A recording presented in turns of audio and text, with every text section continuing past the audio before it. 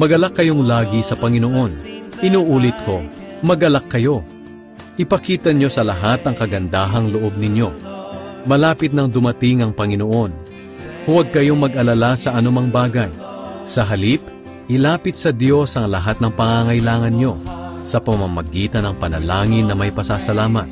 Kapag ginawa nyo ito, bibigyan kayo ng Diyos ng kapayapaan na siyang mag-iingat sa puso ninyo at pag-iisip, dahil kayo'y na kay Kristo Jesus. At ang kapayapaang ito ay hindi kayang unawain ng tao.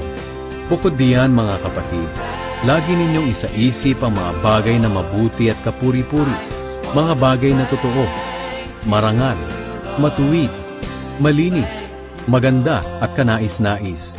Ipamuhay nyo ang lahat ng natutunan nyo at tinanggap mula sa akin, sa salita at sa gawa, at sa inyo ang Diyos na nagbibigay ng kapayapaan.